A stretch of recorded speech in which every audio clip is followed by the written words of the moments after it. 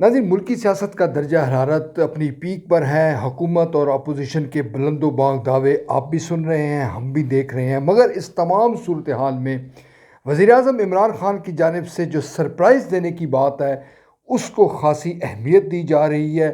Opposition اس کو اپنے نقطہ نظر سے دیکھ رہی ہے اور پاکستان کی جو قومی سلامتی کے ادارے ہیں وہ بھی اس کا بغور جائزہ لے رہے ہیں۔ یہ سرپرائز کیا ہے، اس پر بات کی جائے گی۔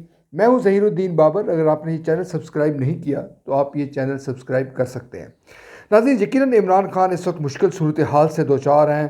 اپوزیشن جماعتیں تابڑ توڑ حملے کر رہی ہیں اور خود پاکستان تحریک انصاف کے اندر سے بھی ایسی آوازیں سامنے آئی ہیں، ایسے اراکین قومی اسمبلی سامنے آئے ہیں جنہوں نے کھلے عام عمران خان پر تنقید کی ہے، عمران خان سے وعدہ وفا نہ کرنے کا شکوہ کیا ہے اور یہ کہا ہے کہ وہ اپنے حلقوں کی سیاست یعنی کہ عوام کو فیس کرنے کے حوالے سے مشکلات کا شکار تھے، اسی لیے انہوں نے اپنی راہیں جدائی کی۔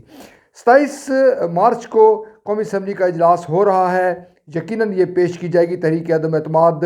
اپوزیشن تنقید کر رہی ہے اسپیکر قومی اسمبلی اسد قیصر پر کہ وہ غیر جانبداری کا مظاہرہ نہیں کر رہے بلکہ وہ حکومت کی فیور کر رہے ہیں۔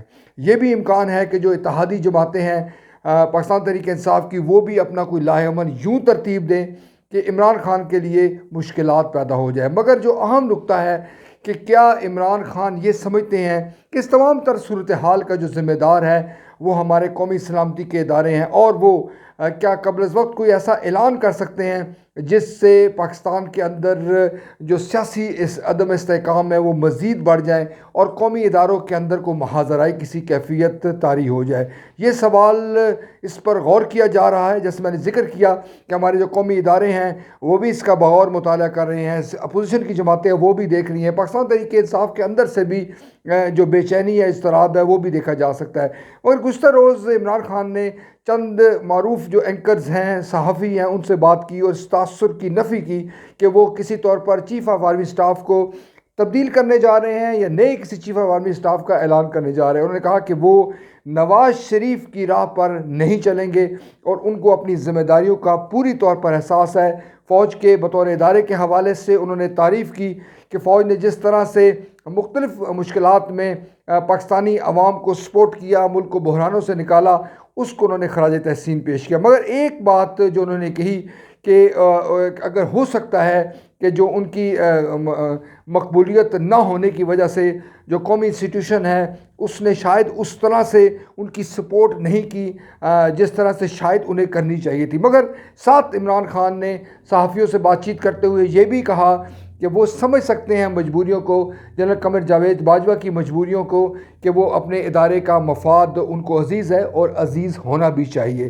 ناظرین، یقیناً عمران خان اس وقت سیاسی انداز میں اس مسئلے کو حل کرنے کے لیے کوشاں ہیں اور ان کے کہیں نہ کہیں ان کے ذہن میں یہ بات موجود ہے کہ وہ وزارت عظمیٰ سے دستبردار ہو سکتے ہیں، تحریک عدم اعتماد کامیاب ہو سکتی ہیں، استعفے کا آپشن بھی ان کے پاس ہے، وہ اس پر بھی غور کر رہے ہیں۔ اگرچہ مختلف جو آئینی ماہرین ہیں وہ اس بات پر معترض ہیں کہ عمران خان اس وقت بہت سارے جو اپنے آپشن ہیں وہ کھو چکے ہیں۔ عمران خان کی جو اس وقت عوامی مہم ہے وہ جاری ہے اور آج بھی انہوں نے ایک عوامی جلسے سے خطاب کرنا ہے۔ اپوزیشن جماعتیں بھی اس وقت اسلام آباد کی جانب رواں دواں ہیں۔ مسلم لیگ نون کا قافلہ اسلام آباد کی جانب آ رہا ہے، JUIF مہنگائی مارچ کر رہی ہے۔ اس سے قبل پاکستان پیپلز پارٹی نے ایک بڑا احتجاجی پروگرام ترتیب دیا۔ یوں جو ٹیمپریچر ہے سیاسی درجہ حرارت وہ بڑھ رہا ہے۔ یہ بات بھی طے ہے کہ اس وقت جو ملک کی جو صورتحال ہے، جو اس وقت جو سیاسی محاذرائی ہے، پاکستان اس کا زیادہ متحمل نہیں ہو سکتا، اور یہی پیغام عمران خان کو اور اپوزیشن جماعتوں کو دیا جا رہا ہے کہ اس معاملے کو جلد از جلد منطقی انجام تک پہنچایا جائے۔ اور جو بات طے ہے وہ یہ ہے کہ یہ معاملہ آئینی انداز میں، جمہوری انداز میں اس پر قابو پایا جائے اور جمہوری انداز کے اندر یہ معاملہ نپٹایا جائے۔ اگر کوئی ایسا خدا نخواستہ صورتحال ہوتی ہے جس سے کوئی آئینی بحران پیدا ہوتا ہے تو اس کا نقصان ملک میں ہوگا۔ اب زیادہ دیر نہیں رہ گئے، آئندہ جو ہفتہ ہے وہ یقیناً فیصلہ کن ہوگا۔ اپوزیشن اور حکومت دونوں جو ہے وہ اس معاملے میں تیاری کر چکے ہیں اور جو بھی ہوگا پاکستان کا عام شہری یقیناً یہ چاہے گا کہ اس سے ملک کو نقصان نہ ہو، اس نظام کو نقصان نہ ہو، اور جو پاکستان کے عام آدمی کی مشکلات ہے اس میں کوئی اضافہ نہ ہو۔